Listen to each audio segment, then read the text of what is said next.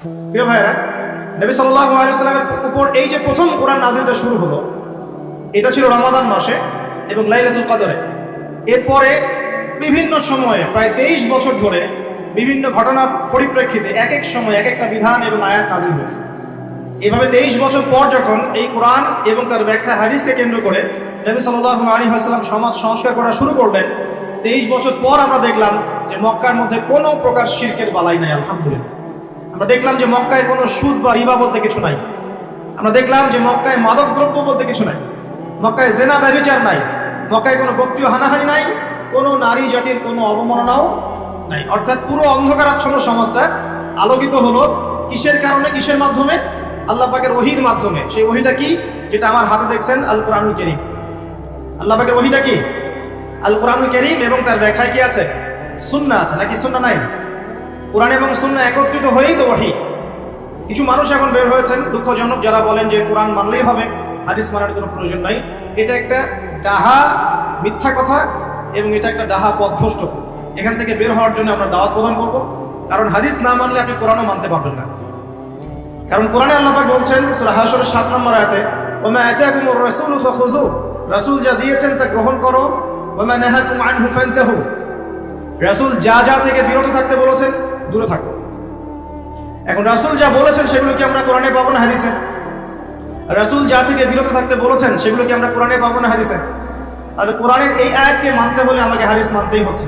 যদি আমি হাদিস না মানি তাহলে কোরআনের এই আয়াতের উপরে আমল হচ্ছে না। অতএব আপনি কোরআন অস্বীকারী কাফের হয়ে যাবেন। নাউযুবিল্লাহ, আল্লাহ পাক হেফাজত করুন। আমিন। বলতে চাচ্ছিলাম, মাত্র 23 বছরে নবী সাল্লাল্লাহু আলাইহি ওয়াসাল্লাম পুরো আরবের পরিবেশ পরিবর্তন করে দিয়েছিলেন কোরআন এবং সুন্নাহকে হাতে নিয়ে।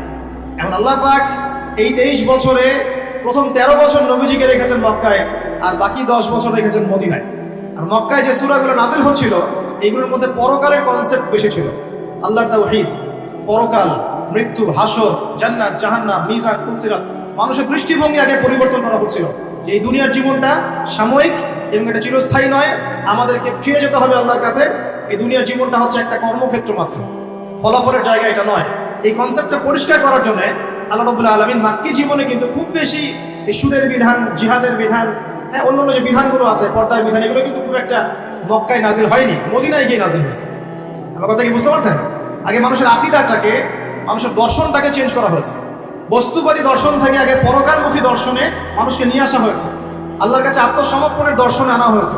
এরপর আল্লাহ পাক একটা একটা করে বিধান দিয়েছেন, মানুষ অবনত চিত্তে আত্মসমর্পণ করেছে। অতএব দাওয়াতি কাজ করতে গেলে আগে এইভাবেই কাজ করা উচিত। আগে মানুষকে আল্লাহর দিকে নিয়ে আসতে হবে, তাওহীদের দিকে নিয়ে আসতে হবে, লা ইলাহা ইল্লাল্লাহের দিকে নিয়ে আসতে হবে, মুহাম্মদুর রাসূলুল্লাহর দিকে নিয়ে আসতে হবে। তারপরে আস্তে আস্তে দেখবেন ইনশাআল্লাহ সেই মানুষ নামাজ, রোজা, হজ, যাকাত, পর্দা সবই করবে। করবে না?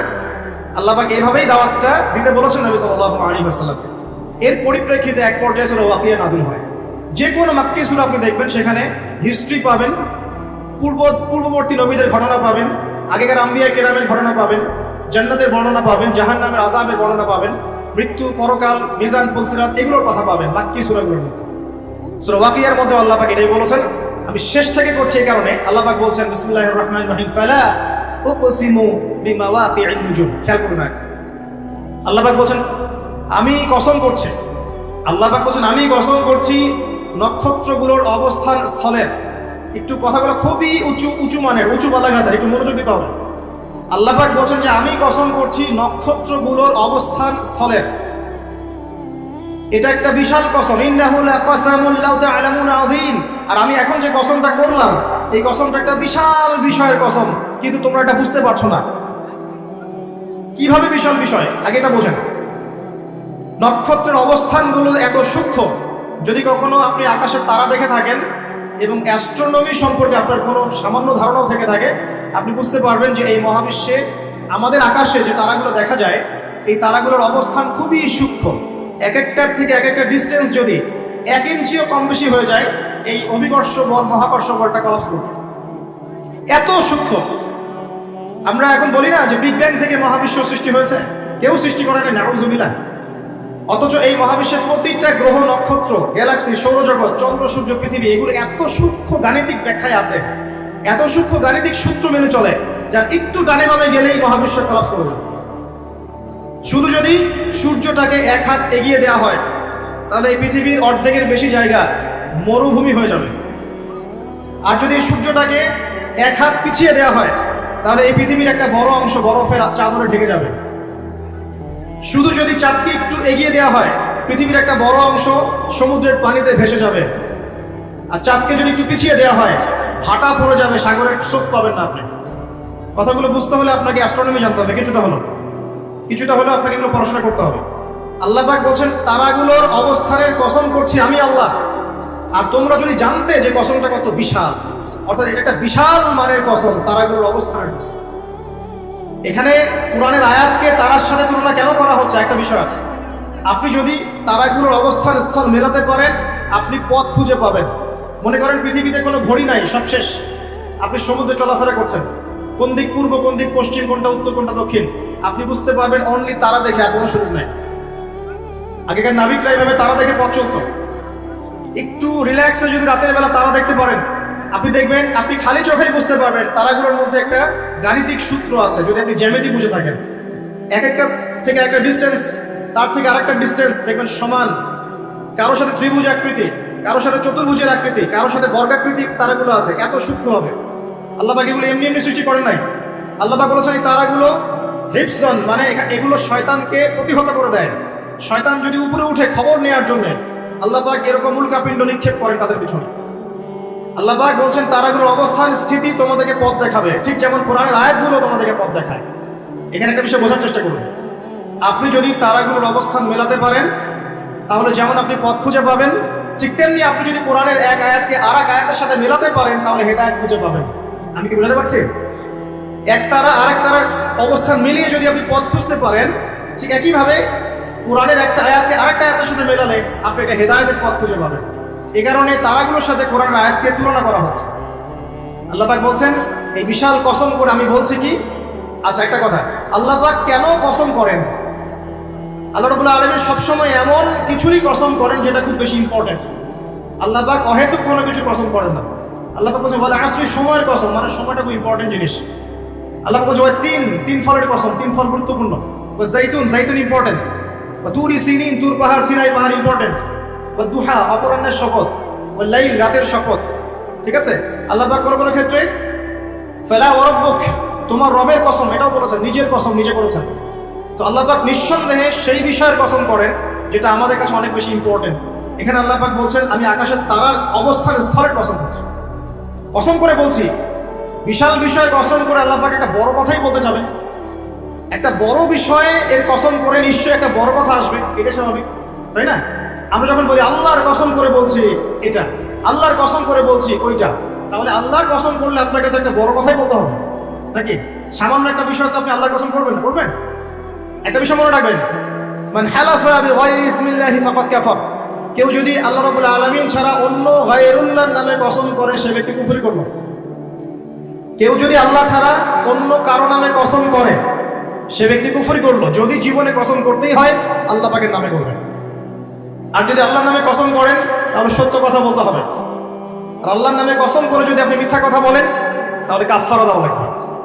ঠিক আছে, আল্লাহ পাক এখানে বড় কসম করে বলছেন যে ইন্নাহু লাকুরআনুন কারীম, নিঃসন্দেহে এই যে কোরআন এটা মহিমান্বিত। ফি কিতাবিম মাকনুন, এটা ওই যে সুরক্ষিত একটা কিতাব, সেখানে লিখিত আছে। কোন কিতাব এটা? লাওহে মাহফুজ। নাম শুনেছেন কি? আল কোরআন লাওহে মাহফুজে, সেখান থেকে প্রথম আসমানে এসেছে লাইলাতুল কদরে, একবারে নাজিল করা হয়েছে। এই প্রথম আসমান থেকে দীর্ঘ 23 বছর বিভিন্ন ঘটনা এবং কারের প্রেক্ষিতে কোরআনের বিভিন্ন অংশ নাজিল হয়েছে। প্রথম নাজিল হয়েছে লাওহে মাহফুজ থেকে প্রথম আসমানে, তারপর সেখান থেকে বিভিন্ন ঘটনার প্রেক্ষিতে নবী সাল্লাল্লাহু আলাইহি ওয়াসাল্লামের কাছে। আল্লাহ পাক সেটাই বলছেন এই কোরআন হচ্ছে মাকনুন আর লা ইয়ামাসসুহু ইল্লাল মুতাহহারুন। এই কোরআন পবিত্র ব্যক্তি ছাড়া বা সত্তা ছাড়া কেউ স্পর্শ করতে পারে না।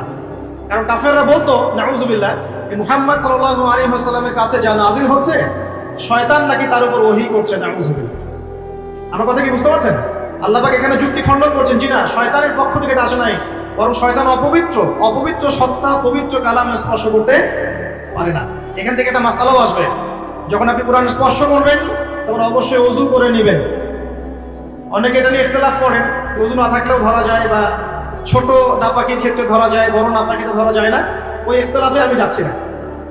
আমি ব্যক্তিগতভাবে যা আমল করার চেষ্টা করি, আমার কাছে যেটা বেশি অথেন্টিক মনে হয় সেটা আমি আপনাকে বলছি। ওযু ছাড়া কোরআন স্পর্শ করবেন না। কোরআন তেলাওয়াত করতে হলে, স্টাডি করতে হলে অবশ্যই ওযু করে নিয়ে বসবেন ইনশাআল্লাহ। আল্লাহ পাক বলছেন লা ইয়ামাসসুহু ইল্লাল মুতাহহারুন, পবিত্র সত্তা ছাড়া কোরআনকে স্পর্শ করবে। এটা কি? তানজিলুম মির রাব্বিল আলামিন, আল কোরআন তোমার রব মানে মহাবিশ্বের প্রতিপালক আল্লাহর পক্ষ থেকে নাযিল হয়েছে। কোরআন কারো মন গড়া কথা নয়, কোনো অলিক গল্প বা উপন্যাস নয়।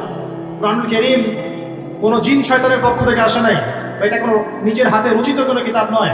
আগেকার তাওরাত, জাবুর, ইনজিল থেকে কপি করা হয়নি, বরং কোরআন রব্বুল আলামিনের পক্ষ থেকে কি হয়েছে? নাজিল হয়েছে। আল্লাহ পাক বলেন আফা বিহাদাল হাদিসি আনতুম মুদহিনুন, তোমরা কি এই যে হাদিস, কোরআনকে এখানে হাদিস বলা হচ্ছে, হাদিস মানে কিন্তু বাণী, কোরআনকে বলা হচ্ছে এই বাণী বা এই হাদিসকে কি তোমরা এড়িয়ে যাচ্ছ? আল্লাহ পাক বলেন ওয়া তাজআলুনা রিজকাকুম আন্নাকুম তুকাযযিবুন, এই কথাটা ভালো করে শুনুন। আল্লাহ পাক বলেন কোরআনকে অস্বীকার করাই কি তোমরা তোমাদের রিজিক বানিয়ে নিয়েছো? আজকের বিশ্বে যত মানুষ রিজিক পাচ্ছে, বেশিরভাগ কোরআন অস্বীকার করে রিজিক পাচ্ছে। বুঝতে পারছেন না মনে হয়? কোরআন এবং তার সাথে বিরোধিতা করে মানুষ রিজিক কামাই করছে না? মানুষ সুদের মধ্যে রিজিক পাচ্ছে, কোরআনকে পাশ কাটিয়ে যাচ্ছে। মানুষ ঘুষের মধ্যে রিজিক নিচ্ছে, কোরআন পাশ কাটিয়ে যাচ্ছে। মানুষ দুর্নীতি করে রিজিক নিচ্ছে, কোরআন পাশ কাটিয়ে যাচ্ছে। কোনো কোনো ক্ষেত্রে ইসলামের বিরোধিতা করাটাকেই রিজিক বানিয়ে নিয়েছে মানুষ, তাই নাই? কত মানুষ বই লিখছে ইসলামের বিরুদ্ধে, টকশো করছে ইসলামের বিরুদ্ধে, বক্তব্য দিচ্ছে ইসলামের বিরুদ্ধে, সংগঠন চালাচ্ছে ইসলামের বিরুদ্ধে। মানে আল্লাহ পাক বলছেন তোমরা কি কোরআনের বিরোধিতা করাটাকেই রিজিক বানিয়েছো? কত চমৎকার কথা, তাই না? বাস্তবে তাই হচ্ছে না? বাস্তবে এটাই হচ্ছে। খুব কম সংখ্যক মানুষ বাদ দিয়ে বেশিরভাগ তার বিরোধিতা করেই রিজিক অর্জন করার চেষ্টা করছে। আল্লাহ পাক আমাদেরকে বোঝার তৌফিক দান করুন, আমিন। আল্লাহ পাক বলেন ফালাউলা ইযা বালাগাতিল হুলকুম, কতদিন করবে এভাবে, কতদিন চলবে এভাবে? ফালাউলা ইযা বালাগাতিল হুলকুম, ওই কথা স্মরণ করো যখন তোমাদের প্রাণ জানটা চলে আসবে। হুলকুমে, হুলকুম কোনটা? যেখান থেকে আপনি হা আইন এগুলো উচ্চারণ করেন, তাই না? নাকি ওস্তাদরা আছেন না এখানে? এটা হুলকুম। বাই দ্য ওয়ে, এখন অবশ্য একটা যুগ চলছে, এখন শায়েখ হতে কোরআন তেলাওয়াত করা শেখা লাগে না, এমনি এমনি মানুষ শায়েখ হয়ে যেতে পারে, এটা আলাদা বিষয়। তবে কোরআন বিশুদ্ধ করে তেলাওয়াত করা শিখতে হবে না? হুলকুম থেকে যে অক্ষরগুলো আসে আমরা তো জানি। আল্লাহ পাক বলছেন তোমাদের প্রাণ যখন হুলকুমে চলে আসবে, সেই সময় তোমরা বুঝতে পারবে। কি বুঝবে? ওয়ানতুম হিনা ইযিন তানজুরুন, তোমরা তখন ফেলফেল করে তাকিয়ে থাকে না মানুষ? কেউ যখন মারা যাচ্ছে আপনার সামনে, কারো কিছু করার আছে? আশপাশের মানুষ ফেলফেল করে তাকিয়ে থাকে না? কিচ্ছু করার নাই। ওয়া নাহনু আকরাবু ইলাইহি মিনকুম ওয়ালাকিন লা তুবসিরুন, আল্লাহ পাক বলছেন ওই সময় আমি তোমাদের চেয়ে ওই মাইয়াতের বেশি কাছে থাকি। ওই সময় তোমাদের চাইতে আমি আল্লাহ ওই ব্যক্তির বেশি কাছে থাকি। ফালাউলা ইন কুনতুম গায়রা মাদিনিন, তোমরা কি আমার কর্তৃত্বের অধীনে নাও? তারজিউনাহা ইন কুনতুম সাদিকিন, যদি এখন ক্ষমতা থাকে যে আল্লাহ, যে কোরআন, যে ইসলামকে অস্বীকার করলা, এখন ক্ষমতা থাকলে সেই প্রাণটাকে ফিরাই দাও দেখি। আল্লাহর কথা কি বুঝতে পারছেন? আল্লাহ পাক বলছেন তোমরা কি কোরআন এর বিরোধিতা করাটাকে রিজিক বানিয়েছো? করতে থাকো, কিন্তু যখন তোমাদের প্রাণ কণ্ঠাগত হবে তখন তোমরা ফেল করে তাকিয়ে থাকবে, কিছুই করতে পারবে না। ওই সময় আমি আল্লাহ ওই ব্যক্তির কাছে থাকি তোমাদের চাইতে, আর তোমরা যদি আমার কর্তৃত্বের বাইরেই থাকো তাহলে ওর জানটাকে ফিরাই নিয়ে আসো দেখি। কথাগুলো কি বুঝতে পারছেন? আমি আসলে কোরআন অনুবাদ করতেও পারছি না এবং ব্যাখ্যা করতে পারছি না, আমার অপারগতা। আমি এখন এই বয়সে এসে ফিল করি যে আমি আসলে ইসলামের মনে হয় 5 থেকে 10% জ্ঞান অর্জন করতে পারি না। আমার কাছে এটাই ফিল। আমি যত বেশি জ্ঞান অর্জনের সাগরে ডুব দিয়েছি বা দিচ্ছি, আমার কাছে এটাই মনে হচ্ছে যে আমি এখন পর্যন্ত 10% জ্ঞান অর্জন করতে পারি নাই, এখনো ডুবি দিতে পারি নাই। মণিমুক্ত আহরণ করে কিভাবে আপনাদের সামনে উপস্থাপন করবো এটা আমার জানা নেই, তবে আমি আমার জায়গা থেকে চেষ্টা করছি। আর কোরআন এত উচ্চ মানের একটা কিতাব যেটার ব্যাখ্যা করার আমাদের পক্ষে আসলে পসিবল না।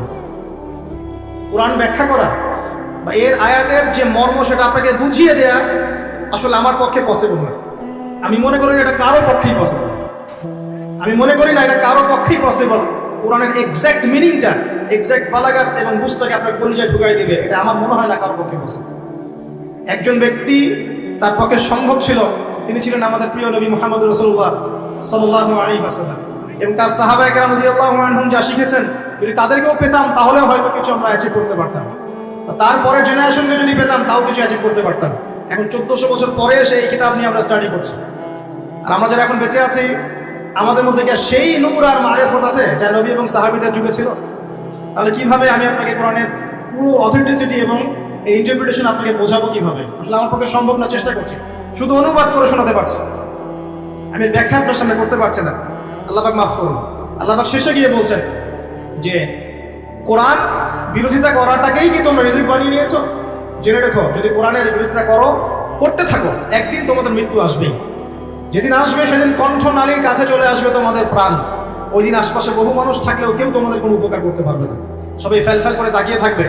তোমার নিয়ন্ত্রণ আমার হাতে থাকবে, এবং যদি ক্ষমতা থাকে আর তোমরা যদি আমার কর্তৃত্বের বাইরেই থেকে থাকো, তাহলে ওই আত্মাটাকে ফেরত দিয়ে দেখিও সেদিন ধরে তোমাদের ক্ষমতা থাকে। আমরা কি পারবো? অতএব আমাদের উচিত হবে কি? আল কোরআনের সামনে কি করা? আত্মসমর্পণ করা, নত হওয়া। এখন নত হওয়া মানে কি সেটা আমি 6টা সেন্টেন্সে বলছি আপনাকে। আল কোরআনের সামনে আত্মসমর্পণ করা বা নত হওয়ার মানেটা কি, এটা আমি আপনাকে 6টা সেন্টেন্সে ব্যাখ্যা করছি। 1 নাম্বার, আমরা যারা বেঁচে আছি উম্মতে মুহাম্মাদি, আমাদের প্রত্যেকের উচিত হবে আল কোরআন আগে বিশুদ্ধ করে তেলাওয়াত করতে শেখা। এটা আমাদের প্রথম কাজ। শিখবো ইনশাআল্লাহ, আল্লাহ পাক তৌফিক ইনায়াত করুন। এটা হচ্ছে ইসলামের পড়াশোনার একদম বেসিক প্রাইমারি স্টেজ। কোরআন তেলাওয়াত করা শেখাটা হচ্ছে দিনের পড়াশোনার একদম বেসিক স্টেজ। এরপরে আসে কোরআনের অনুবাদ শেখার ব্যাপার, কোরআনের আরবি ব্যাকরণ শেখার ব্যাপার, নাহু সরফ শেখার ব্যাপার, বালাগাত শিখতে হয়, তারপরে হাদিস আছে, তারপরে আপনার যে আকীদা আছে, ফিকহের বইগুলো আছে, উসুলের বইগুলো আছে, তারপরে আস্তে আস্তে বড় বড় কিতাবগুলো আপনাকে পড়তে হয়। তো এই যে সিলেবাসটা আপনার সামনে আছে, এই সিলেবাসটা কভার করার প্রথম স্টেজটা কি? আগে আপনাকে আল কোরআন বিশুদ্ধ করে তেলাওয়াত শিখতে হবে। নবী সাল্লাল্লাহু আলাইহি ওয়াসাল্লাম বলেছেন, খায়রুকুম মান তাআল্লামা আল কোরআন ওয়া আল্লামা, তোমাদের মধ্যে সেই ব্যক্তি শ্রেষ্ঠ, উত্তম যে ব্যক্তি নিজে আল কোরআন শেখে অন্যকে শেখায়। নবী সাল্লাল্লাহু আলাইহি ওয়াসাল্লাম একটা হাদিসে বলেছেন, আল্লাযী ইয়াকরাউল কোরআন ওয়া হুয়া মাহিরুন বিহি, যে ব্যক্তি কোরআন তেলাওয়াত করে এবং তার উপর দক্ষ হয়, মাহির হয়, মা'আস সাফরাতিল কিরামিন বাররা, সেই ব্যক্তি পরকালে সম্মানিত ফেরেশতাদের সাথে হাসর করবে ইনশাআল্লাহ। ওয়াল্লাযী ইয়াকরাউল কোরআন, এবং যে ব্যক্তি কোরআন তেলাওয়াত করে ওয়া ইয়াতাআতাউ ফি, এবং কোরআন তেলাওয়াত করতে গিয়ে আটকে যায়, তাতা করে মানে আটকে যায়, জিহ্বায় আসে না, ওয়া হুয়া আলাইহি শাক, তার উপরে এটা কঠিন হয়ে যায়, তারপরেও সে চেষ্টা করে, ফালাহু আজরান, তার জন্য ডাবল পুরস্কার আছে। নবী সাল্লাল্লাহু আলাইহি ওয়াসাল্লাম বলেন, মান ক্বারা হারফাম মিন কিতাবিল্লাহি ফালাহু হাসানাহ, কেউ যদি কোরআনের একটা হরফও তেলাওয়াত করে তার জন্য হাসানা বা নেকি থাকবে। আল হাসানাতু কা'আশরি আমসালিহা, আর একটা হাসানা 10 দিয়ে গুণ করা হবে, মানে একটা হরফ তেলাওয়াত করে 10 নেকি পাবেন ইনশাআল্লাহ। লা আকুলু আলিফ লাম মিম হারফুন, নবীজি বলেন আমি বলছি না যে আলিফ লাম মিম তিনটা মিলে একটা হরফ। নবীজি বলেন বাল আকুলু আলিফুন হারফুন ওয়া লামুন হারফ ওয়া মিম হারফুন, আমি বলছি আলিফ একটা হরফ, লাম একটা হরফ, মিম আরেকটা হরফ। একটু বলে দেই আপনাকে, আল কোরআনের মধ্যে 600টা পৃষ্ঠা আছে। কয়টা? 600 পৃষ্ঠাকে 30 পারায় ভাগ করা হয়েছে, মানে প্রত্যেক 20 পৃষ্ঠায় একটা করে পারা শেষ হবে, প্রত্যেক 20 পৃষ্ঠায় একটা পারা শেষ হবে। কোরআনের একটা পৃষ্ঠা খুলে দেখবেন যে এখানে মোটামুটি ভাবে 15টা লাইন থাকবে, প্রত্যেকটা লাইনে গড়ে এভারেজ 9টা থেকে 10টা করে শব্দ থাকে। এই হিসেবে কোরআনের একটা পৃষ্ঠার মধ্যে আপনি 135 থেকে 140টা শব্দ পাবেন। এখন এটাকে 600 দিয়ে গুণ করলে আপনি দেখবেন এখানে 77,800টার মতো শব্দ আছে, প্রায় অ্যাপ্রক্সিমেটলি নিয়ার অ্যাবাউট 78,000 ওয়ার্ডস এই কোরআনের মধ্যে আছে। আর মজার বিষয় হচ্ছে এই 78,000 শব্দগুলো সবগুলোই কিন্তু নতুন নতুন শব্দ নয়, কারণ এই শব্দগুলো বের হয়েছে মাত্র 4 থেকে 4,500 শব্দ থেকে। মানে 4 থেকে 4,500 শব্দ, এর অর্থ, এর গ্রামার যদি বুঝতে পারেন ইনশাআল্লাহ আপনি 100% কোরআন বুঝতে পারবেন। কোরআন আল্লাহ পাক বলেন, ওয়ালাকাদ ইয়াসসারনাল কুরআনা লিযিকরি ফাহাল মিন মুদ্দাকির, আমি আল কোরআনকে বোঝার জন্য সহজ করে দিয়েছি, কেউ কি আছো উপদেশ গ্রহণ করবে? আল্লাহ পাক একই সূরার মধ্যে 4 বার বলেছেন, সূরা কামার আয়াত নাম্বার 17, 22, 32, 40। তো প্রথম কাজ প্রিয় ভাইরা, এখন যদি আপনি শব্দগুলোকে এখন অক্ষর দিয়ে গুণ করেন, 78,000 শব্দকে যদি আপনি এখন অক্ষর দিয়ে গুণ করেন, দেখবেন এখানে প্রায় 5 থেকে 6 লক্ষ অক্ষর আছে। কতগুলো? কথা বলেন আমার সাথে, 5 থেকে 6 লক্ষ। এখন আপনাকে বললাম যে একটা হরফ তিলাওয়াত করলে 10 নেকি হবে, তাহলে আপনি চিন্তা করেন 6 লক্ষ অক্ষর যদি তেলাওয়াত করেন, একবার খতম দিতে পারেন, তাহলে আপনার কতগুলো নেকি হতে পারে? চিন্তা করেছেন? অতএব আমাদের প্রথম দায়িত্ব হবে আল কোরআন কেন্দ্রিক, অবশ্যই সবাইকে বিশুদ্ধ করে কোরআন তেলাওয়াত করা শিখতে হবে। আমরা রাজি আছি ইনশাআল্লাহ? ইনশাআল্লাহ। এরপরের দায়িত্ব হচ্ছে কোরআনের কিছু অংশকে মুখস্থ করতে হবে। কিছু অংশ বলতে যদি পারেন পুরো কোরআনই মুখস্থ করবেন, যদি না পারেন কমপক্ষে 10 পারা, 10 পারা না পারলে কমপক্ষে 1 পারা তো পারবেন। 1 পারাও যদি না পারেন ইম্পর্টেন্ট সূরা এবং আয়াতগুলোকে কমপক্ষে হিফজ করার চেষ্টা করবেন। যেমন সূরা বাকারার প্রথম 5 আয়াত, সূরা বাকারার 255 নম্বর আয়াত, আয়াতুল কুরসি, সূরা বাকারার শেষের 3টা আয়াত, সূরা আলী ইমরানের শেষের 10 আয়াত, সূরা মুলক, সূরা কাহফের প্রথম 10 শেষ 10, সূরা সফফাত প্রথম 10, সূরা জিন প্রথম 10, সূরা হাশর শেষের 3, সূরা কাফিরুন, সূরা নাস, ফালাক, ইখলাস, সূরা লাহাব, তারপরে সূরাতুল মুমিনুনের শেষের আয়াতগুলো ইত্যাদি। এই ধরনের কিছু ইম্পর্টেন্ট বাছাই করা আয়াতগুলো তো কমপক্ষে মুখস্থ করা যাবে না ইনশাআল্লাহ? আমরা সারা জীবনে কি কম পড়াশোনা করেছি? 30 বছর পড়াশোনা করেছি। 30 বছর পড়াশোনা করে যদি আমি 30টা আয়াত শিখতে না পারি, তাহলে নিঃসন্দেহে এই পড়াশোনার জীবনে আমি ব্যর্থ না সফল? সফল। 30 বছর পড়াশোনা করে যদি আমরা 30টা হাদিস না শিখি, তাহলে আমরা ব্যর্থই। আমাদেরকে ব্যর্থই বলতে হবে। আমরা যদি এতদিন পড়াশোনা করেও ইসলামের বেসিক বিষয়গুলো না শিখি, আমরা ব্যর্থই। ব্যর্থ না? অবশ্যই ব্যর্থ। আল্লাহ পাক আমাদেরকে শেখার তৌফিক দান করবেন। এরপরে সামনে যাই। হিফজ করলে কি হবে? যারা এরকম করে হিফজ করতে পারবে, আমল করতে পারবে, হাসরের মাঠে আল্লাহ রাব্বুল আলামিন ওই বান্দাদেরকে উদ্দেশ্য করে বলবেন, ইকরা ওয়ারতাক, তুমি পড়ো এবং উপরের দিকে উঠতে থাকো। ওয়ারাতিল কামা কুনতা তুরাতিল ফিদ দুনিয়া, তুমি দুনিয়াতে যেমন করে তেলাওয়াত করতে, এখন সেভাবে তেলাওয়াত করতে থাকো। তোমার শেষ মঞ্জিল হবে সেখানে, যেখানে তুমি পড়া শেষ করবে। কোরআন তেলাওয়াত করতে করতে আপনি যেখানে থামবেন, জান্নাতের সেই স্তরে আপনাকে রাখা হবে ইনশাআল্লাহ। তাহলে কোরআনের হাফেজ হওয়ার প্রয়োজন আছে না? এছাড়াও হাফেজে কোরআনরা কিন্তু সুপারিশও করবে, তার পরিবার বর্গের অনেকের জন্য সুপারিশ করবে ইনশাআল্লাহ। যারা কবিরা গুনাহগার হয়েছে, আল্লাহ পাক তাদের সুপারিশ কবুল করে ইনশাআল্লাহ ওই ব্যক্তিদেরকেও জান্নাতে দিয়ে দিন ইনশাআল্লাহ। আল্লাহ পাকের কাছে আমরা দোয়া করি যেন আমরাও কোরআনে হাফেজ হতে পারি। আমরা যদি নাও পারি, আমাদের সন্তানদেরকে যেন হাফেজ বানাতে পারি ইনশাআল্লাহ। বারবার একটা কথা বলি প্রত্যেকটা মাহফিলে গিয়ে, যে আল কোরআনের আলো ঘরে ঘরে জ্বলবে না যতক্ষণ পর্যন্ত ঘরে ঘরে কোরআনওয়ালা মানুষ তৈরি হবে না। প্রত্যেকটা ঘরে আমাদের অন্তত একটা করে কোরআনওয়ালা মানুষ লাগবে, তো লাগবে না? একটা করে কোরআনওয়ালা মানুষ তো লাগবে কমসে কম। আল্লাহ পাক আমাদের সন্তানদেরকে কোরআনওয়ালা মানুষ হিসেবে মানুষ করার তৌফিক দান করুন। আমি বলছি না আপনারা ডক্টর ইঞ্জিনিয়ার হবেন না, জেনারেল পড়াশোনা ছেড়ে দিবেন, এগুলো বলছি না। এই পড়াশোনা ছেড়ে দিলে আপনি কোরআন সুন্নাহকে হাতে নিয়ে বিশ্বকে চ্যালেঞ্জ করতে পারবেন না। এই পড়াশোনা দরকার আছে, কিন্তু আপনার ভিত্তিটা হতে হবে কোরআন সুন্নাহ কেন্দ্রিক। পারা যাবে না ইনশাআল্লাহ? আল্লাহ তৌফিক দান করুন। 3 নম্বর হচ্ছে কোরআনের আদেশগুলো আমাদের মেনে চলার চেষ্টা করতে হবে। 4 নম্বর কোরআনের যে নিষেধগুলো আছে এগুলো বর্জন করতে হবে।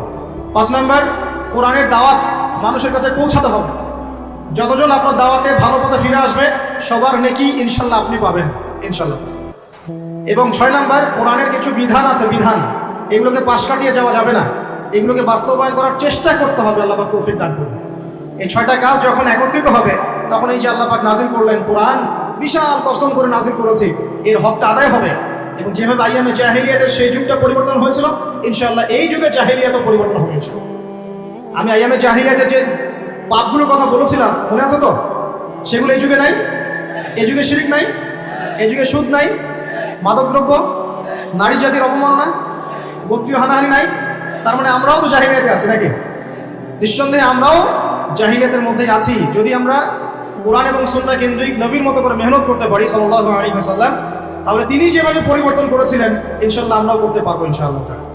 আমরা যদি নাও পারি, আমাদের পরবর্তী জেনারেশন পারবে ইনশাআল্লাহ। তারা যদি না পারে, তারপরের জেনারেশন পারবে ইনশাআল্লাহ। যে পারবে না বা চেষ্টা করবে না, আল্লাহ পাক তাদেরকে সরিয়ে দিবেন। আল্লাহ পাক সরিয়ে দিবেন। আল্লাহ পাক বলেন, ইন তানসুরুল্লাহ ইয়ানসুরকুম, তোমরা যদি আল্লাহর দ্বীনকে সাহায্য করো, তবেই আল্লাহ পাক তোমাদেরকে সাহায্য করবেন। ওয়া ইউসাব্বিত আকদামাকুম, তোমাদের পা দৃঢ় রাখবেন। ওয়া ইন তাতাওয়াল্লাউ, আর তোমরা যদি মুখ ফিরিয়ে নাও, ইয়াস্তাবদিল কওমান গায়রাকুম, আল্লাহ পাক তোমাদেরকে সরিয়ে দিয়ে নতুন কওমকে নিয়ে আসবে।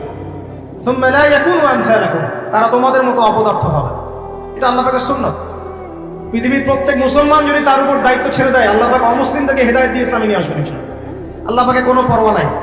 আমি আপনি দাওয়াতি কাজ না করলে, ইসলাম চর্চা না করলে, প্রচার প্রসার না করলে ইসলাম ভেঙে পড়বে না, থেমে যাবে না। বরং আমরাই ইতিহাস থেকে হারিয়ে যাব। ইতিহাস থেকে আমরাই হারিয়ে যাব। যারাই আল্লাহ রাব্বুল আলামিনের বিধান এবং ওহীর সাথে কুসম্পর্ক রাখবে, বিরোধিতা করবে এবং এটাকে ডমিনেট করার চেষ্টা করবে, আল্লাহ পাক তাদেরকে ইতিহাস থেকেই মুছে ফেলবে। এটা সুন্নাত। নমরুদকে এখন কেউ মনে করে না, করে? ফিরআউনকে কেউ মনে করে এখন? আজ যদি সামুদ জাতির কোনো অস্তিত্ব আছে? কওমে নূহের কোনো অস্তিত্ব আছে? শুআইব আলাইহিস সালামের কওম কি বেঁচে আছে? তারপরে ঈসা আলাইহিস সালামকে যারা ওই যে ক্রুশে লটকাতে চেয়েছিল, ওরা কি কেউ টিকে আছে? মুসা আলাইহিস সালামের সাথে যারা বিরোধিতা করেছিল, টিকে আছে কেউ? কেউ নাই।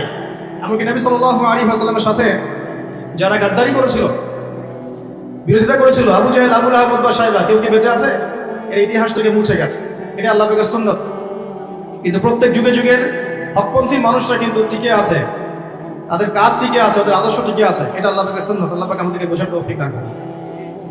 এবার আল্লাহ পাক এই সূরার মধ্যে এই মেসেজটা দেওয়ার পরে আপনাকে আমি সামনে নিয়ে যাচ্ছি। আল্লাহ পাক কোরআন নাজিল করছেন, কোরআনের হকগুলো ব্যাখ্যা করে দেওয়ার পর আল্লাহ পাক বলছেন, এবার তোমরা প্রথম যে বিষয়ে সতর্ক থাকবে, সর্বপ্রথম তোমরা যে বিষয়ে সতর্ক থাকবে সেটা হচ্ছে ইযা ওয়াকাআতিল ওয়াকিয়া। ওয়াকিয়া মানে এখানে কি? কিয়ামত। ওয়াকিয়া মানে কি?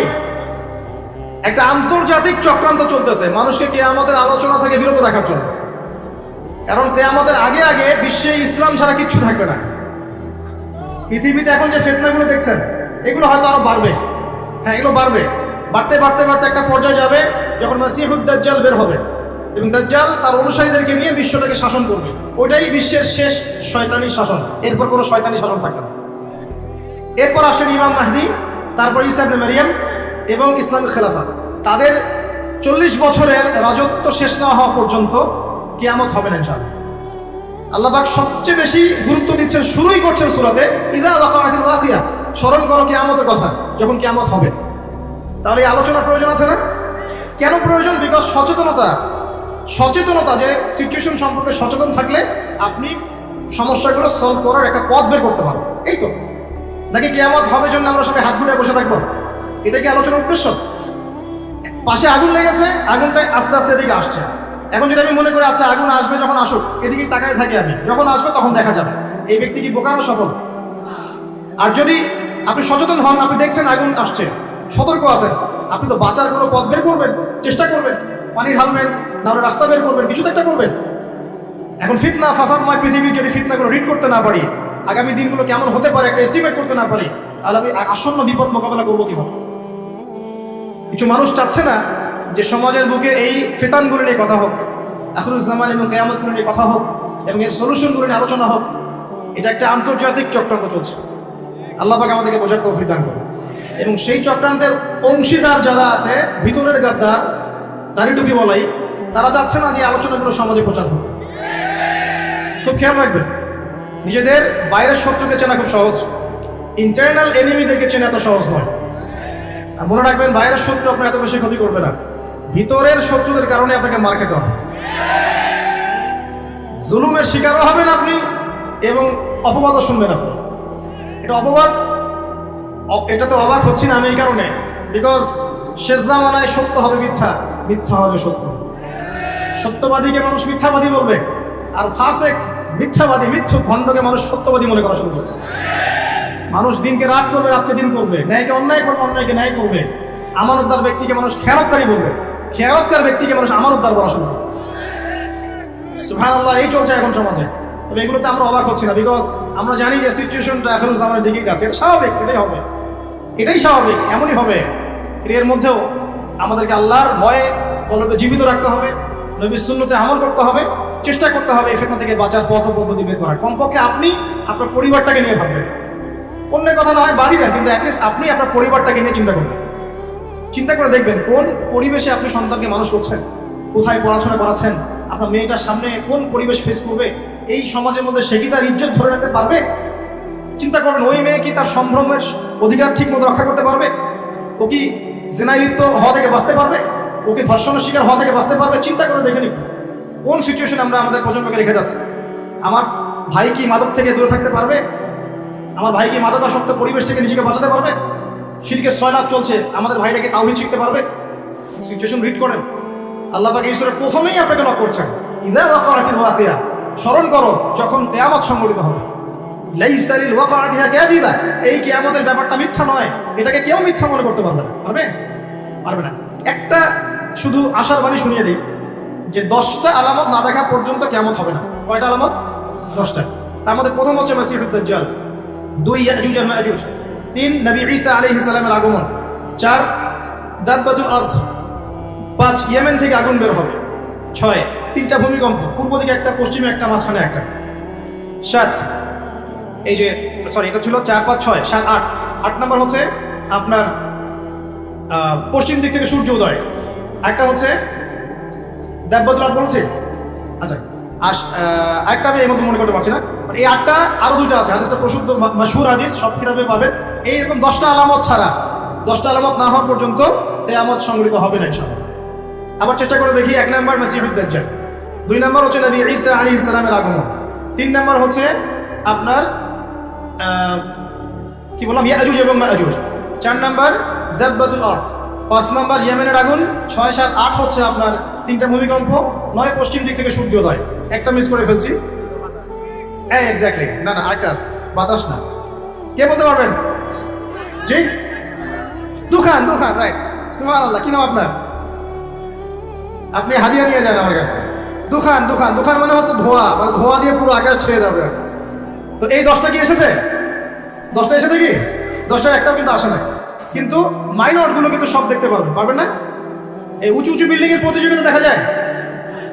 সমাজের সবচেয়ে দরিদ্র মানুষ যে উঁচু বিল্ডিং নির্মাণ করছে, এটা কি দেখা যাচ্ছে? সর্বস্তরে সুদ দেখা যাচ্ছে। জেনা বাড়ছে না কমছে? মাদকদ্রব্য বাড়ছে না কমছে? অশ্লীলতা বেহায়াপনা বাড়ছে না কমছে? এই যে নগ্ন মুভিজ, পর্নোগ্রাফি বাড়ছে না কমছে? মুসলিমদের ফাটল বিভক্তি বাড়ছে না কমছে? সময় সংকীর্ণ হচ্ছে কিনা? আল্লাহর আযাব গজবগুলো আসছে কিনা একটা? মুসলিমরা সারা বিশ্বে মার খাচ্ছে কিনা? কতগুলো নিবেন? নারীরা কি ছেলেদের পোশাক পরছে? ছেলেরা কি মেয়েদের পোশাক পরছে? বলতে গেলে এটা নিয়ে আলোচনা করতে হবে। পরে নিয়ে যেগুলো 10টা বাদ দিয়ে যতগুলো দেখা যায়, এগুলোর প্রায় 95% আমরা সমাজে দেখতে পাচ্ছি না? আচ্ছা, আল্লাহ পাক আপনাকে শুরুতেই সতর্ক করছেন যে আপনাকে আগে কিয়ামত সম্পর্কে সতর্ক থাকতে হবে। এটাকে কেউ মিথ্যা প্রতিপন্ন করতে পারবে না। তারপর কি? খাফিদাতুর রাফিআ, এটা কিছু মানুষকে উঁচু করবে, কিছু মানুষকে নিচু করবে। মানে যারা দুনিয়াতে আল্লাহ পাকের হুকুম আহকাম মেনে চলবে, কিয়ামতের মাঠে মাথা উঁচু করে থাকবে ইনশাআল্লাহ। আর যারা দুনিয়াতে আল্লাহ পাকের বিধিবিধানে পরোয়া করবে না, তার অবনত চিত্তে থাকবে, মাথা নিচু হয়ে যাবে। আজকে দুনিয়ায় মাথা উঁচু করে লাভ নাই। যদি আল্লাহ এবং তার রাসূলের বিরুদ্ধাচরণ করেন, কালকে আমাদের মাথা হেড হয়ে যাবে ইনশাআল্লাহ। আর আজকে ঈমানের কারণে যদি আপনার মাথা নিচু হয়ে থাকে, ইনশাআল্লাহ কালকে আমাদের আপনার মাথা উঁচু হবে ইনশাআল্লাহ।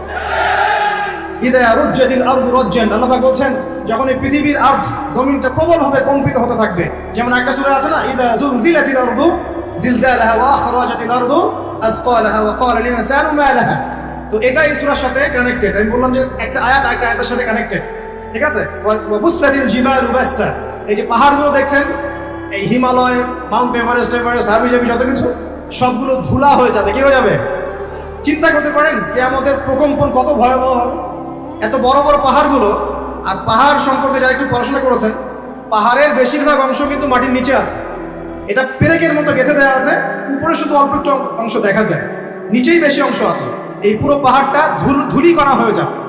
ধূলিকণা। আল কারিয়াতু মাল কারিয়া ওয়া মা আদরাকা মাল কারিয়া ইয়াওমা ইয়াকুনু নাসু কাল ফারাশিল মাবথুস ওয়া তাকুনুল জিবাল কাল ইহনিল মানফুস। এই যে হচ্ছে আপনার পাহাড়ের কথা দেখেন আসে, পাহাড় একদম ধুলো হয়ে যাবে। আল্লাহ পাক আরো বলছেন فكانت هباء منبثا وكنتم ازواجا ثلاثه। এবারে কিয়ামতের মাঠে মানুষ যখন উঠবে তখন 3টা দল হয়ে যাবে। কয়টা দল?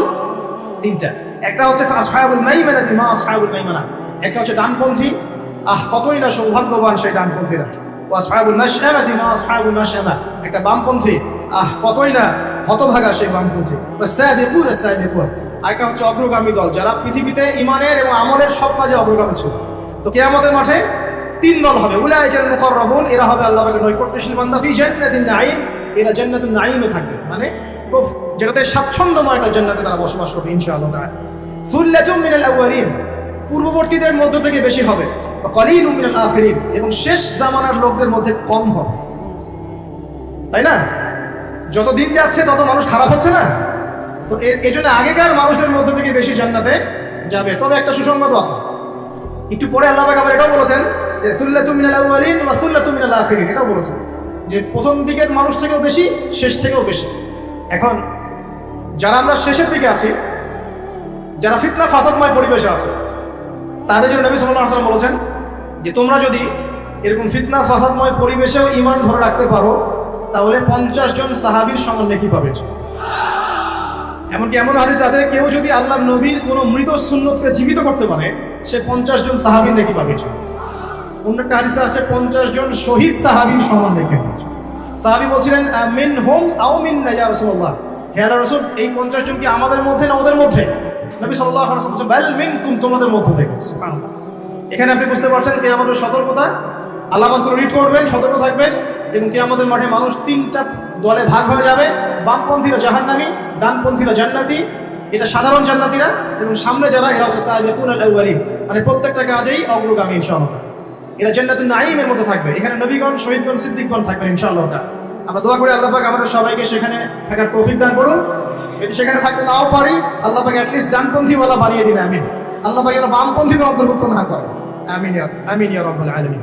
আল্লাহ পাক তার নবীর মাধ্যমে একটা হাদিস জানিয়েছেন, এটা বলে আমি সামনে যাই।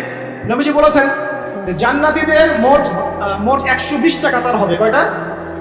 জান্নাতীদের মধ্যে মোট 120টা কাতার মানুষ হবে, যার মধ্যে 80টা কাতার হবে এই উম্মতে মুহাম্মাদের মধ্যে। এবার খুশি? আলহামদুলিল্লাহ। তাহলে 80টা কাতার ইনশাআল্লাহ আমাদের হবে। এবার একটা কষ্টের হাদিস শুনেন। নবীজি বলছেন যে ইন্না বানি ইসরাঈল তাফাররাকাত আলা 72 মিল্লাহ ওয়া তাফতারিকু উম্মতি আলা 73 মিল্লাহ। নিশ্চয়ই বনু ইসরাঈলরা 72 দলে ভাগ হয়ে গিয়েছিল, আর আমার এই উম্মাহ ভাগ হয়ে যাবে 73 দলে। কয় দলে? কুল্লুহুম ফিন্নার, প্রত্যেকটা দল জাহান্নাম, ইল্লা মিল্লাতান ওয়াহিদাতান, শুধু একটা মাত্র দল জান্নাতে। কিলা, বলা হলো, মান হিয়া ইয়া রাসূলুল্লাহ, ইয়া রাসূল, তারা কারা? নবীজি বলছেন মা আনা আলাইহি ওয়া আসহাবি আল-ইয়াউমা, আজকের দিন আমি আর আমার সাহাবীরা যার উপর আছে। 1400 বছর আগের কথা। ওই সময় আল্লাহর রাসূল এবং তার সাহাবীরা যে আকীদা, আদর্শ, মানহাজ তার উপরে ছিলেন, এর উপর যারা থাকবে ইনশাআল্লাহ তারা জান্নাত। তো আমরা চেষ্টা করবো আমাদের প্রতিটা কাজ, আমল, আকীদা, মানহাজ যেন তাদের মতো হয়। আল্লাহ পাক তৌফিক দান। এখানে একটা ভয়ের ব্যাপার আছে। আবার আরেকটা সুসংবাদ শোনো। নবীজি একদিন বসে সাহাবীদেরকে বলছেন, শোনো, এই উম্মতের মধ্যে 70,000 মানুষ আছে যারা বিনা হিসাবে জান্নাতে যাবে। বিনা হিসাবে, বিনা আযাবেও, মানে কোনো আযাবও নাই, কোনো হিসাবও নাই। সাহাবীরা এবার কথোপকথন করতে লাগলেন। নবী চলে গেছেন, এটা বলে চলে গেছেন। সাহাবীরা বলছেন যে তারা কারা হতে পারে, পরামর্শ করছেন। হয়তোবা তারা মুজাহিদরা, হয়তোবা শহীদরা, হয়তোবা অমুক, হয়তোবা তমুক। নবীজি আসলেন, এসে বললেন তোমরা কি নিয়ে কথা বলছো? সাহাবীরা বলছেন আমরা ডিসকাস করছিলাম যে ওই 70,000 কারা হতে পারে। নবীজি বলছেন সাল্লাল্লাহু আলাইহি ওয়াসাল্লাম, শুনে রাখো, ওই 70,000 মানুষের বৈশিষ্ট্য মূলত 4টা। কয়টা? 1, তারা শুভ অশুভ এসব লক্ষণে বিশ্বাস করে না, মানে কোনো শিরকের সাথে ওদের কোনো সম্পর্ক নেই। কথা বুঝতে পারছেন? আর আপনি তো ওই যে পেপার খুললেই দেখবেন কন্যা রাশির এই, সিংহ রাশির এই, ওই যে জ্যোতিষী আপনাকে শুভ বলছে, এটা অশুভ। আবার আপনি বলছেন হ্যাপি বার্থডে। হ্যাপি মানে কি? শুভ। হ্যাপি বার্থডে মানে শুভ জন্মদিন। তো আপনার ওই দিনটাতে শুভ হয়ে যাবে, কে গ্যারান্টি দিয়েছে? গ্যারান্টি আছে? আবার এই যে কিছু উদ্বোধন করবেন, ফিতা কাটলেন, পাখি উড়িয়ে দিলেন, শুভ। বাসা থেকে বের হচ্ছেন, বিড়াল সামনে দিয়ে চলে গেল, একটু বসে যাই, যে অশুভ। আপনি অশুভই বিশ্বাস করছেন। ওই 70,000-এর প্রথম বৈশিষ্ট্য হচ্ছে তারা কোনো শুভ অশুভ বিশ্বাস করে। মনের মধ্যে এমন যদি ধারণা আসে, একটা দোয়া করে নেবেন। বলে দেবো দোয়াটা, আল্লাহুম্মা লা তায়রা ইল্লা তায়রুক ওয়া লা খায়রা ইল্লা খায়রুক ওয়া লা ইলাহা গায়রুক। হে আল্লাহ, তোমার দেয়া মন্দ ছাড়া কোনো মন্দ নাই, তোমার দেয়া কল্যাণ ছাড়া কোনো কল্যাণ নাই, ওয়া লা ইলাহা গায়রুক, আপনি ছাড়া কোনো ইলাই নাই। ব্যাস, তাওহীদে থাকবেন। 1 নাম্বার। 2, তারা আগুন দিয়ে, শেক দিয়ে গায়ে চিকিৎসা করে না। একটা শ্রেণী ছিল ওই সময় মাজুস, যারা অগ্নি পূজারী ছিল, আগুনের মধ্য দিয়ে তারা চিকিৎসা গ্রহণ করতো এবং তারা আগুন উপাসনা করতো। এখান থেকে নিষেধ করা হচ্ছে। 3 নাম্বার, তারা শরীরে কোনো উল্কি অঙ্কন করে না। উল্কি মানে কি? যে ট্যাটুস যেগুলো আপনারা অঙ্কন করছেন। অনেক ভাই জিম করে ট্যাটু বানায় আর কি। তো একটু আগে ভাইয়ের জিম থেকে ঘুরে আসছে, আলহামদুলিল্লাহ। অনেকদিন আগের স্মৃতি মনে পড়ে গেল আর কি। আল্লাহ পাক, দোয়া করি আল্লাহ পাক আমাদের ভাইদেরকে শরীর, আত্মা, মন সবকিছু সুস্থ রাখুক, আমিন। আর একটা পরামর্শ দিব যে আপনারা কায়িক পরিশ্রম করবেন, এবং এগুলো আমাদের উচিত। ফিজিক্যাল এক্সারসাইজ করা উচিত। একটু ফিজিক্যাল গেমস খেলে কোনো সমস্যা নাই, কিন্তু হয়তো সময় নষ্ট করে খেলা দেখলে সমস্যা। যেখানে আপনার ফিজিক্যাল উপকারিতা আছে, আপনি খেলতে পারেন। কাদের কথা বলছেন? ডানপন্থী এবং অগ্রগামী। তারা সুউচ্চ আসনে হেলান দিয়ে বসে থাকবে, মুত্তাকিন আলাইহা মুতাকাবিরিন, তারা একে অপরের সাথে মুখোমুখি বসবে। পরিবেশটা চিন্তা করেন, হেলান দিয়ে আয়েশ করে মুখোমুখি বসে থাকবে ইনশাআল্লাহ তাআলা জান্নাতীরা। আল্লাহ পাক আরো বলেন ইয়াতুফু আলাইহিম ওয়ালদান মুখাল্লাদুন, তাদের চারপাশে ছোট ছোট গিলমান যারা থাকবে, তারা ঘোরাফেরা করবে। জান্নাতে এমন গিলমান থাকবে, গিলমান খাদেম, ছোট ছোট বাচ্চা, যাদের চেহারা হবে মণিমুক্তার মতো। এরা চারপাশে ঘুরতে থাকবে। কি নিয়ে ঘুরবে? বিআকওয়াবি ওয়া বারিক, এই যে কাপ, গ্লাস, জগ, ওয়া কাসিম মিন মাইন, এবং পানপাত্র, সুরা, যেই মাদক আল্লাহ পাক আপনার জন্য হারাম করেছেন দুনিয়ায়, জান্নাতে ইনশাআল্লাহ স্পেশাল আপনি ড্রিঙ্কস পান করতে পারবেন। এবং সেটা খেলে কোনো মাদকতাও আসবে না ইনশাআল্লাহ তাআলা, কোনো শরীরে কোনো ক্ষতিও হবে না, বরং উপকার হবে ইনশাআল্লাহ। লা ইউসাদ্দাউনা আনহা ওয়া লা ইউনজাফুন।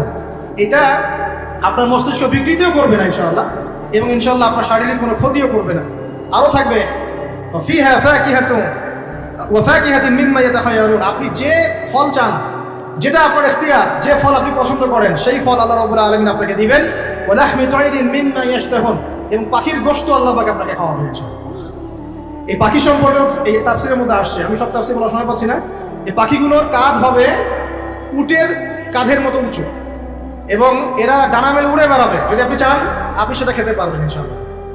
আর যে ফলের কথা আসছে, যে কোনো ফল তো থাকবেই, স্পেশালি আপনাকে খাওয়ানো হবে আনার, কুল অর্থাৎ বড়ই, কলার কথা আসছে, ঠিক আছে, আঙ্গুর, এগুলো থাকবে। এখানে বড়ইয়ের কথা আসছে একটা হাদিসে, যে একটা বড়ইয়ের স্বাদ হবে ৭২ রকম, একটা বড়ইয়ের কালার, রং হবে ৭২টা রঙের, যে রংগুলো একটা থেকে আরেকটা ডিফারেন্ট, সেপারেট করা যাবে। সুবহানাল্লাহ, চিন্তা করেন। একটা হাদিসে আসছে জান্নাতের যে মাটিটা উর্বর, স্বর্ণের উর্বর, গাছ যেটা সেটার কাণ্ডগুলো স্বর্ণের, গাছের ছায়াটা এত লম্বা, ১০০ বছর যদি কেউ দৌড়ায় ছায়া শেষ করতে পারবে না। এবং এই মাটিতে যদি আপনি গাছ লাগাতে চান, দুনিয়া থেকে লাগাতে পারবেন ইনশাআল্লাহ। খালি বলতে হবে সুবহানাল্লাহ, আলহামদুলিল্লাহ, ওয়া লা ইলাহা ইল্লাল্লাহ, আল্লাহু আকবার, আর বলতে হবে সুবহানাল্লাহি ওয়া বিহামদিহি সুবহানাল্লাহিল আযীম। আপনার জান্নাতে গাছ অটোমেটিক লাগাতে থাকবে ইনশাআল্লাহ। আমরা কি ওইখানে মালিক হতে চাই? আল্লাহ পাক আমাদেরকে জান্নাতের মালিক হওয়ার তৌফিক দান করুন। এগুলো জান্নাতের নিয়ামত, আসলে বলে শেষ করতে পারবো না। আল্লাহ পাক বলেন জাযাম বিমা, আল্লাহ পাক বলেন ওয়া হুরুন আইন। এইবার যুবকরা শুনেন, ওয়া হুরুন আইন, এবং এগুলোর সাথে থাকবে ডাগর চোখের হুর। ডাগর চোখ মানে চোখগুলো হবে অত্যন্ত সাদা এবং বড় বড়, মণিগুলো হচ্ছে কালো কুচকুচা। আল্লাহ পাক তাদেরকে স্পেশালি সৃষ্টি করেছেন হুরুন আইন, যাদের কারো যদি পরনের আঁচলটার কোনা পৃথিবীতে নামিয়ে দেওয়া হতো, সারা পৃথিবী আলো আর সুগন্ধি দিয়ে ভরে যেত। আপনার স্ত্রী হবেন তারা ইনশাআল্লাহ, এবং আপনার স্ত্রীরাও যদি ভালো কাজ করেন, সৎ কাজ করেন, তাহলে স্বামী স্ত্রী দুজনেই জান্নাতে থাকতে পারবেন ইনশাআল্লাহ। দুই ধরনের নারী জান্নাতে দেওয়া হবে মুমিন পুরুষদের জন্য। আপনার স্ত্রী এবং তার সৌন্দর্য অন্য হুরদের চেয়ে বেশি হবে অবশ্যই, এবং সবার বয়স হবে সেম এজে, 33 বছর, 30 থেকে 33। এখন যদি স্ত্রী একটু কালো হয়, দেখতে একটু অসুন্দর হয়, কষ্ট নিয়েন না, জান্নাতে ঢোকানোর সাথে সাথেই সুন্দর হয়ে যাবে, ঠিক আছে? এবং এত সুন্দরী হবে যে আপনি অন্যদিকে তাকানোর কোনো ফুরসতই পাবেন না। এবং এছাড়াও এক্সট্রা হুর আল্লাহ পাক আপনাকে দিবেন। এমনি সাধারণ জান্নাতের জন্যও 2টা করে স্ত্রী থাকবে ইনশাআল্লাহ। আর আল্লাহর পথে শহীদ যারা হবে, কয়টা স্ত্রী বলতে পারবেন? 72টা। কয়টা? আমি বলবো এতগুলো দিয়ে কি করবেন? আরে ভাই, জীবনটা তো অনন্তকালে, 30 বছর 60 বছরের জীবনেই তো আমাদের লাগতেছে 4 জন, নাকি? আর এত অনন্তকালের জীবন, কোটি কোটি বছর, কোনো মৃত্যু নাই, এতদিন কি করবো? এই জন্য বেশি বেশি। এখানে মেয়েদের একটা প্রশ্ন থাকে, তাহলে আমাদের জন্য কি? অবশ্যই আপনাদের জন্য স্বামীদের সৌন্দর্য এত বেশি হবে যে আপনি সেই স্বামী ছাড়া অন্যদিকে যেতেও চাবেন। আরো প্রশ্ন আছে, যদি একজন স্ত্রীর একাধিক স্বামী থাকে তাহলে কি হবে? সর্বশেষ যে স্বামীর সাথে সে সংসার করেছে, সেই স্বামী যদি সৎ হয় এবং স্ত্রী যদি সৎ হয়, এই স্বামীর সাথে সে থাকবে জান্নাতে। একজন সাহাবী হুযায়ফা রাদিয়াল্লাহু আনহু ইন্তেকালের সময় তার স্ত্রীকে বলছেন, আমার পরে আর বিয়ে করবো না, যদি আমার সাথে জান্নাতে থাকতে চাও তাহলে আমার পরে আর বিয়ে করো না। একজন সাহাবী মুআবিয়া রাদিয়াল্লাহু আনহু, তিনি আবু দারদা রাদিয়াল্লাহু আনহু স্ত্রীকে প্রস্তাব দিয়েছিলেন তার ইন্তেকালের পর। তো আবু দারদা রাদিয়াল্লাহু আনহু স্ত্রী অস্বীকার করছেন, রিফিউজ করলেন, না আমি বিয়ের প্রস্তাবে রাজি হই না, আমি আবু দারদার সাথে জান্নাতে থাকতে চাই। প্রিয় ভাইরা, পরিবারগুলোকে জান্নাতি বানাতে হবে না? অতএব স্ত্রী, সন্তান, আহাল, পরিবার, আত্মীয় স্বজন সবাইকে নিয়ে দিনটা চর্চা করবো ইনশাআল্লাহ। আমরা যেন সবাই জান্নাতে থাকতে পারি, আল্লাহ পাক সেই তৌফিক আমাদের সবাইকে দান করুন, আমিন। আল্লাহ পাক আরো বলছেন, জাযাআম বিমা কানু ইয়ামালুন। এই জাযা কেন? দুনিয়াতে তারা যে আমল করেছিল, এই আমলের কারণে তাদেরকে জাযা দেওয়া হচ্ছে। লা ইয়াসমাউনা ফিহা লাগওয়ান ওয়ালা তা'সীম। জান্নাতে তারা কোনো রকম অসার, আজে বাজে কথাও শুনবে না, কোনো গালিগালাজ কিচ্ছু শুনবে না। এই দুনিয়ায় আপনি আজে বাজে কথা, গীবত, তহমত, অপবাদ, সমালোচনা শুনছেন না? জান্নাতে এরকম কোনো কথাবার্তাও কেউ বলবে ইনশাআল্লাহ। ইল্লা কিলান সালামান সালামান, শুধু সবাই একটাই কথা বলবে, সালাম সালাম, শান্তি এবং শান্তি, যেখানে আল্লাহ পাক স্বয়ং আমাদেরকে সালাম দিবে ইনশাআল্লাহ। ওখানে একটা কথা বলতে ভুলে গেছে, হুরুন আইনরা কিন্তু গানও শোনাবে, এবং তারা এমন গান শোনাবে যে গান পৃথিবীর কোনো মানুষ কখনো শোনাবে, ঠিক আছে? তাদের একটা বর্ণনা আসছে, তাদের সৃষ্টিটা আল্লাহ পাক এত উন্নত করেছেন যে বাহির থেকে তাদের যে আপনি মানে বডি, তার যে কালার, চামড়া থেকে শুরু করে মজ্জি হাড্ডি বাইরে থেকে সব দেখা যাবে। এত উঁচু স্তরের সৃষ্টি। প্রিয় ভাইরা, এখন যদি দুনিয়াতে জেনা থেকে বাঁচতে পারেন, ইনশাল্লাহ হুর অপেক্ষা করছে। আর দুনিয়াতে যে ফ্রি মিক্সিং এ যাবেন আর দুনিয়ার এই নগ্ন হুর পরের পিছনে দৌড়ালে আর ওই হুর পাওয়া হবে না। কথা কি বুঝতে পারছেন? দুনিয়াতে ফ্রি মিক্সিং এ যায় না, জেনায় যায় না, হারাম রিলেশনশিপে যায় না, ব্যভিচার করেন না, পরকীয়া করেন না। ইনশাআল্লাহ আপনার জন্য আল্লাহ পাক স্পেশাল সৃষ্টি রেখে দিয়েছেন। ইনশাআল্লাহ আল্লাহ রাব্বুল আলামিন তো আমাদেরকে ক্ষমা করার জন্য এতটাই ব্যাকুল যে সামান্য একটা ইস্যুতে আল্লাহ পাক ক্ষমা করে দিতে পারে। আপনারা কিফিলের ঘটনা জানেন? সুবহানাল্লাহ, একজন ব্যক্তি ছিলেন বনু ইসরাঈলের, ইয়াং যুবক আমাদের মতো। সে প্রত্যেক রাতে একজন করে সুন্দরী নারী নিয়ে থাকতো। প্রত্যেক রাতে একজন, টাকা পয়সাও ছিল প্রচুর, প্রতি রাতে একটা করে মেয়ে লাগে, কিফল। এখন একদিন এরকম চলতে চলতে চলতে মেয়ে নিয়ে রাত কাটায় এবং মদ খায়, রাত কাটায় মদ খায়। করতে করতে এক রাতে এক মেয়েকে নিয়ে আসছে 60 দিনার দিয়ে। কত দিনার? 60 দিনার। 60 দিনার দিয়ে কিন্তু প্রায় আমার মনে হয় এটা 30 লাখ টাকার মতো হতে পারে, আমার ধারণা। এটা আরো বেশি হতে পারে। একটা মেয়ে নিয়ে আসছে। সেই মেয়ের সাথে যখন সে সেক্সুয়াল সম্পর্ক করতে যাবে, সেই মেয়ে কান্নাকাটি করছে। সে মেয়ে বলছে, আমি আসলে সতী সাথী নারী, আমি খারাপ মেয়ে না, আজকে অভাবের তাড়নায় বাধ্য হয়ে আমাকে যে আসতে হয়েছে, এই জন্য আমি কান্নাকাটি করছি। কিফিলের মনের মতো দয়া হলো, সে মেয়েটাকে ছেড়ে দিল, বললো যাও তুমি চলে যাও। এবং তার যে 60টা দিনার সেটা ফেরত না নিয়ে সেই মেয়েকে দিয়ে বললো, এই টাকা দিয়ে কিছু করে সংসার চালাও। ওই রাতে কিফিল মারা যায়। এই ব্যক্তির জানাজা কে পড়াবে, কে লাশ কবরে দিবে, কেউ আগ্রহী না। খারাপ মানুষের কাছে কেউ যেতে চায়? তো জানে আল্লাহ রাব্বুল আলামিন এটা জানেন যে মানুষ তাকে খারাপ বলবে। সকালবেলা যখন তার ঘরের সামনে যাওয়া হলো, দেখা গেল কি জানেন? তার দরজার মধ্যে আল্লাহ রাব্বুল আলামিন তার কুদরত দিয়ে লিখিয়ে দিয়েছেন, ইন্নাল্লাহা ক্বাদ গাফারা লিল কিফলি। আল্লাহ রাব্বুল আলামিন কিফলকে মাফ করে দিয়েছে। আল্লাহ পাক ক্ষমা করতে সামান্য একটা ইস্যু যথেষ্ট। আল্লাহ পাকে ক্ষমা পাওয়ার জন্য একটা সামান্য ইস্যু যথেষ্ট। একজন মহিলা একটা বিড়ালকে পানি পান একজন মহিলা একটা কুকুরকে পানি পান করিয়েছিল। এই ব্যভিচারী নারী একটা কুকুরকে পানি পান করানোর বদৌলতে জান্নাতে চলে গেছে। এক ব্যক্তি 99টা খুন করেছে, পরে যে যাকে জিজ্ঞাসা করেছে তওবা হবে কিনা, সে বলেছে তওবা হবে না। ওকে খুন করে 100 পূর্ণ করেছে, তারপর তওবা করেছে, করতে গিয়ে মারা গিয়েছে। আল্লাহ পাক ফেরেশতা থেকে বলেছেন, রাস্তা মেপে দেখো, তওবার রাস্তাটা বেশি লম্বা না তার পিছনের রাস্তা বেশি লম্বা। আল্লাহ পাক জমিনকে আদেশ করেছেন, তুমি লম্বা হয়ে যাও। জমিন লম্বা হয়ে গেছে, ফেরেশতারা মেপে দেখেছেন তওবার রাস্তা বেশি লম্বা। আল্লাহ পাক তাকে মাফ করে দিয়েছে। এক ব্যক্তি সন্তানকে বলেছিলেন না যে আমি মরে গেলে আমার লাশটাকে পুড়িয়ে দিবা, অর্ধেক ছাই বাতাসে, অর্ধেক ছাই কোথায়? সমুদ্রে। আল্লাহ পাক জমা করেছেন, জমা করে বলেছেন কেন করেছিল এটা? সেই ব্যক্তি বলেছে, মিন খাশিয়াতিকা ইয়া রাব্বি ওয়া আনতা তা'লাম মা ফি নাফসি। হ্যাঁ আল্লাহ, এটা আমি আপনার ভয় করেছে, আর আপনি খুব ভালো করে জানেন যে আমার নফসে, আমার মনের মধ্যে কি আছে। আল্লাহ পাক বলছেন যাও, তোমাকে মাফ করবেন। প্রিয় ভাইরা, একটু যদি দুনিয়ার এই জীবনটা কষ্ট করা যায়, ঈমান আমলের উপর টিকে থাকা যায়, এবং টিকে থাকতে গেলে আপনি বাধা পাবেন। পরিবার থেকে বাধা পাবেন, বন্ধু মহল থেকে বাধা পাবেন, সমাজ থেকে বাধা আসবে, বড় লেভেল থেকে আসতে পারে, আপনজনরা ছেড়ে যাবে, আপনি সবার কাছে খারাপও হয়ে যেতে পারেন ঈমান আমলের উপর টিকে থাকার কারণে। যদি একটু কষ্ট করে সবর করতে পারেন, ইনশাআল্লাহ তাআলা আমাদের জন্য অপেক্ষা করছে জান্নাত। আর এই দুনিয়ার জীবনটাকে যদি মুখ্য মনে করেন, আল্লাহ পাকের হুকুম আহকাম সব ছেড়ে দেন, জাহান্নাম ছাড়া আমাদের কোনো গত্যান্তর থাকবে না। আল্লাহ পাক আমাদের সবাইকে এই বিষয়গুলো বোঝার তৌফিক দান করুন। সামনে যাই, সূরা অনেক বড়, আমি শর্ট করে শেষ করছি। আল্লাহ পাক এরপর বলছেন যে ওয়াসহাবুল ইয়ামিন মা আসহাবুল ইয়ামিন, আর ডানপন্থী ওয়ালারা, কতই না সৌভাগ্যবান সেই ডানপন্থী ওয়ালারা। ফি সিদরিন মাখদুদ, তারা থাকবে এই যে কুল গাছ, একটু আগে বললাম বড়ই গাছ, কাঁটাহীন বড়ই গাছ তাদের জন্য দেওয়া হবে। ওয়াতালহিন মামদুদ, এবং গাধি গাধি কলা সাজিয়ে দেওয়া হবে। কলার কথা বললাম না, কলা খেতে দেওয়া হবে, কলা খাবেন বেশি করে।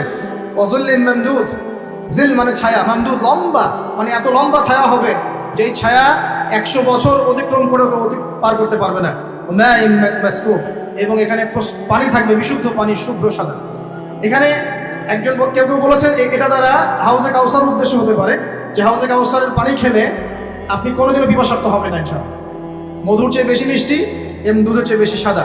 ওয়াফাকিহাতিন কাসীরা, এবং অনেক অনেক রকম ফাকিহা বা ফল ফলাদি থাকবে, লা মাকতুআতিন ওয়ালা মামনুআ, এগুলোকে নিষেধ করা হবে না এবং সাপ্লাইটা বন্ধ করে দেওয়া হবে, কন্টিনিউয়াসলি সাপ্লাই আসতে থাকবে, কেউ বারণ করবেন ইনশাআল্লাহ।